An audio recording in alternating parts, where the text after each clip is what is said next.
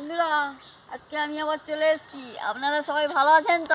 দেখুন, এই পুকুর থেকে আমি কাতলা মাছ ধরেছি। আজকে কাতলা মাছ দিয়ে একটা রান্না বানাবো। চলুন বন্ধুরা, রান্নাঘরে যাওয়া যাক, রান্না শুরু করব। আমি রান্নাঘরে চলে এসেছি, মাছটা ধুয়ে নিয়ে চলে এসেছি। এবারে নুন হলুদটা মাখিয়ে নেব। দেখুন বন্ধুরা,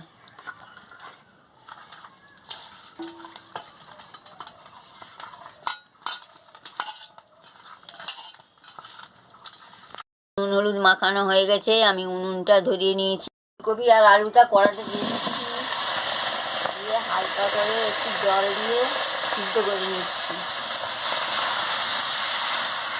এবার আমি পরিমাণ মতো নুনটা দিয়ে দিয়েছি। সিদ্ধ হয়ে গেলে আমি ফিরে আসছি। ঢাকাটা খুলে নিয়েছি, সিদ্ধ হয়ে গেছে, আমি তুলে নিচ্ছি।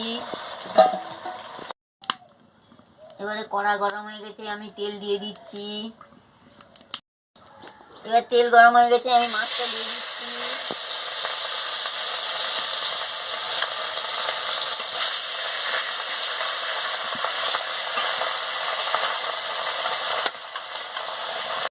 আর এক দিকটা উল্টে দিচ্ছি।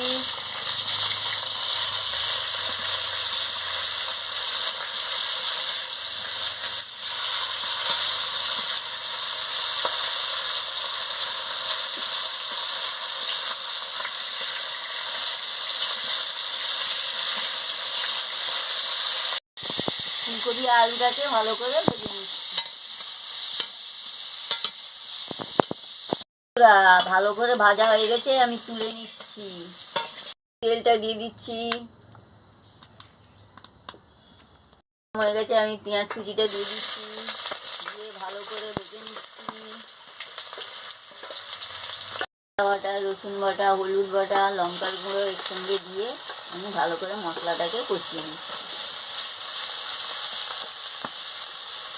জলটাও দিয়ে দিচ্ছি, দিয়ে ভালো করে মশলাটাকে কষিয়ে নিচ্ছি। এবার মশলা কষানো হয়ে গেছে, আমি ফুলকপি আলুটা দিয়ে দিয়েছি, দিয়ে ভালো করে মশলার সঙ্গে কষিয়ে নিচ্ছি। ফুলকপি আলু মাছ দিয়ে ঝোলটা খেতে আমার খুব ভালো লাগে, সেই জন্য আবার বানাচ্ছি। এবার আমার কষানো হয়ে গেছে, আমি পরিমাণ মতন জলটা দিয়ে দিচ্ছি, দিয়ে ভালো করে নাড়িয়ে নিচ্ছি। দিয়েছি তো, পরিমাণ মতন নুনটাও দিয়ে দিচ্ছি, দিয়ে ভালো করে নাড়িয়ে নিচ্ছি। টকবক করে ফুটে গেছে, আমি এবার মাছটা দিয়ে দিচ্ছি। মাছটা দিয়ে ভালো করে ফুটিয়ে নিচ্ছি, দিয়ে দিচ্ছি। এবারে হয়ে গেছে, আমি নামিয়ে নিচ্ছি। এইভাবে ফুলকপি দিয়ে মাছ দিয়ে আলু দিয়ে মাছ দিয়ে ঝোল রান্না করে খাবেন, খুব ভালো লাগবে। ভালো লাগলে আমাকে লাইক করবেন, শেয়ার করবেন, মেসেজে লিখে জানাবেন, সাবস্ক্রাইব করবেন। আমি আবার কালকে ফিরে আসছি। আইকনটি বাজিয়ে দেবেন, আমার ভিডিওটা শেয়ার করে দেবেন। এই রান্না করে খাই, আপনারা কীভাবে রান্না করে খান আমাকে মেসেজে লিখে জানাবেন। দেখুন রঙটা দারুণ হয়েছে, গন্ধটাও দারুণ বেরিয়েছে।